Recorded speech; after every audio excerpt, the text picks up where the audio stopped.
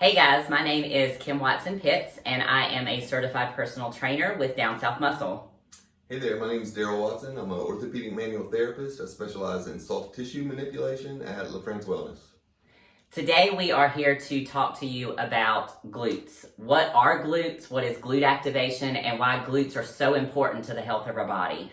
So Darrell's going to tell us a little bit about what exactly are glutes. All right, our glutes are what's considered the big house, the biggest muscles in the body. Glutes are the main extenders of the hip and external rotators of the hip. So oftentimes we hear about glute activation. What is glute activation exactly? All right, glute activation is kind of like turning the light switch back on to these muscles. Glute max and glute medius have the propensity to become underactive, inhibited because of tight hip flexors. So a neurological signal kind of gets shut off from those muscles when they're not used. So glute activation is turning that light switch back on. Awesome. That's a great explanation. Tell us, we talk about glute activation and what that is, but what causes us to have weak glutes? Oh, that's simple. Not using the glutes. We sit a whole lot. So if you notice when we sit, our knees are pulled close to our chest. That's called hip flexion. All right, so in order to use the glutes, we need to go into hip extension. So we need to get off of our seats. Okay. And then we talk about glute activation and we talk about we sit all the time, and as a society we've become much more lazy and our jobs are either driving or sitting at a desk or anything of that nature. So why is glute activation so important to our health? Mainly to prevent injury. It's very important for our pelvis to stay neutral. If we have too much of an anterior tilt in our pelvis, it's going to cause what's called hyperlordosis, or an excess curve in the lumbar spine, which is going to start pushing on the disc, pushing on nerves, causing pain. Also, stabilizing our SI joint. I see a lot of people with SI joint instability. So a strong glute max is going to keep that SI joint nice and tight, right where it's supposed to be. Gotcha. Okay, great. Well, those are some great explanations, and I hope you guys learned a little bit more about what the importance of glute activation. Darrell and I are going to now go and show you a couple of exercises that you can do either at home or that you can include in your everyday gym workout routine that will help you to strengthen and to stretch those glutes and to make you a little bit more stable. You ready to go show them? Yeah, let's do it. Let's do it.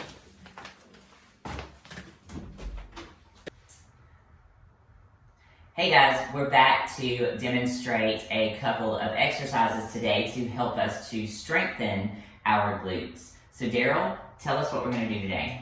All right, well, before we get started strengthening our extenders of the hip, we need to make sure that we can get into full extension. So that means opening up our hip flexors in the front. So I'm going to go through 3 really quick stretches for our hip flexors that you can do at home before you get into the glute exercises. So I'll have Kim demonstrate for us. So if you could come up to one knee. All right, so with Kim's right knee forward, what we want to do is make sure that Kim activates her left glute. She's going to squeeze her left glute, and she's going to tuck her pelvis into a posterior tilt. All right, she's going to keep her belly drawn in, and then she's going to release. Squeeze the glute, posterior tilt, and release. So she's going to continue doing this. Keep the belly drawn in, squeeze the glute. So what she should be feeling here is a pull on her iliacus, on the inside of her pelvis, and on her rectus femoris, 2 hip flexors on the front of the femur here. All right, so maybe you're going to go through this maybe 6-8 times. And then when we get there, when we're ready, we're going to squeeze and we're going to hold. So now we're going to hold this for the rest of this stretch warm-up. All right, so with Kim's arms down by her side, keeping her belly in, the glute squeeze locked into this posterior tilt. She's going to take a breath in. She's going to raise her left arm all the way up. She's going to twist to the left and then lean to the right. This is going to take that stretch up into her stomach, into her psoas major, another hip flexors. As she breathes out, she can drop the arm, come back to neutral. Keep the glute squeeze, keep the pelvis tucked. Breathe in, left arm up, twist to the left, lean to the right. You feel that go up into the stomach. All right, exhale down. Keeping the glute squeeze tight. So we're going to do this about 6 times. Breathe in, lift, twist to the left, lean to the right. exhale down. So just for the sake of the video, we're going to do it one more time. Lift, twist to the left, lean to the right, and you're going to hold. So now as you breathe in here, you're going to lift these ribs up, keep the glute squeeze, the posterior tilt. You're going to feel this up in the belly all the way down to the knee. All right? All right, and then exhale down. Keep this glute squeeze, posterior tilt. Now both arms are going to come up. You're going to get prayer hands right up front here.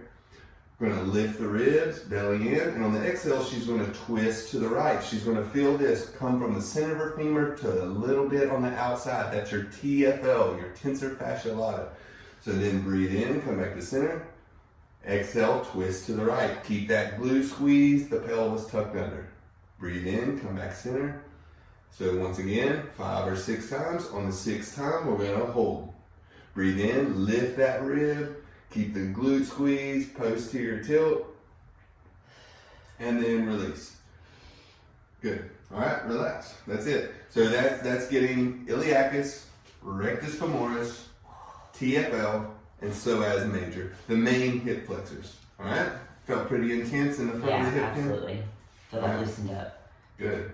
All right, so once you've got the front of the hip loosened up, now we have the ability to get full extension in the hip. So this is where we're going to start doing glute activation. So we're going to start activating glute max. So coming down the floor, we're going to do glute bridges here. All right, so with our feet flat on the floor, our knees are going to be hips width apart. All right, so with this exercise, we want to make sure we're activating the glutes. So the cue I like to say is squeeze your butt tight together. Act like you're holding a dollar bill between your butt cheeks. So as we squeeze the glutes tight, we're going to come into that posterior tilt and we're going to drive the hips all the way to the ceiling. And on the exhale, slowly lowering down. So squeezing the glutes, tuck the pelvis, rise up. And you can use maybe a 4-2-4 count. So that means 4 count coming up, hold for 2, 4 count coming down. All right? So what Kim should be feeling here is a tight burn right in her glute max. Is that what you feel there, Kim? Absolutely. Right in here. Nice. Nice. All right. So a little extra here. If you got these little mini bands, we can take these mini bands and we can slide them up just above our knees. So remember, the glutes also do external rotation of the hip. So if we push this band out, we're strengthening the external fibers of the glute max. So we're going to get a little more burn in those glutes. All right. So once again, squeezing the glutes tight together, posteriorly tilting, rolling the pelvis under, driving up to the ceiling. And exhale down. So that band just gives you a little more difficulty. Definitely makes a big difference with that band. All right, and that's our glute max activation. All right? Nice. All right, so the next activation, we're going to go to glute medius. So for this one, we're going to go up against the wall. This will help us make sure that we're in the proper position. So Kim's going to lay on her side here. She's going to be about 2 inches from the wall. Her back's not touching the wall, and her legs are going to be straight. Okay, so she's resting on her elbow, or she can rest on her hand, whatever's comfortable here. All right, so the glute medius, this is our strongest abductor. It takes our leg away from the center line of the body. All right, so we want to make sure that we're activating glute medius and not the TFL, the tensor fascia lata, which is a hip flexor. We want to make sure we stay in extension. So Kim's going to take her heel and take it that 2 inches back against the wall. So now we're for sure to be in extension with this leg. All right, so squeezing the glute, lifting up, exhaling down. Once again, a 4-2-4 count. 4 count up, 2 second hold, 4 count down is a good way to go. So Kim should be feeling this burn in the glute, not in the TFL, okay? Now what if when we do this, we start to feel it in our low back? The thing is, if you're going into your low back, that means we're going into too much of an excessive curve in the low back. So to prevent that, we need to draw the belly in. So it's not like squeezing the abs, trying to show your six pack. It's drawing the belly button in towards the spine. That's going to prevent the spinal cord from going into hyperlordosis or excess curve. Okay. Draw the belly in. Anytime you're doing glute exercises, drawing the belly in is always the way to go. The abdominal muscles and the glutes, they work hand in hand. Okay, awesome. And once again, with the band, we can make this a little more difficult. Right above the knee, is that correct? Right above the knee. All right, remember 2 inches from the wall. When you're ready, going into extension by putting the top heel against the wall, squeezing the glute, coming all the way up, coming through your full range. Now you can really feel that with that band. It makes a big difference with that band.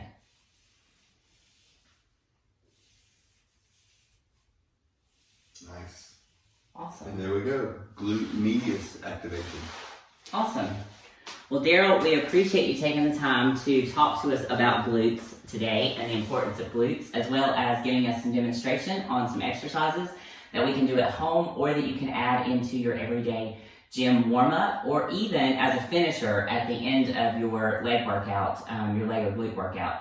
If you guys are interested in these bands, you will be able to click the link in the comments and you can get these bands from Perform Better Sports. Darrell and I both use these, and it's a great quality band, will last you quite some time, so click on the link and you can pick those up. Anything else to add? No, get that booty burning. Awesome. Thanks so much for joining us, guys. I hope you have a great rest of your day.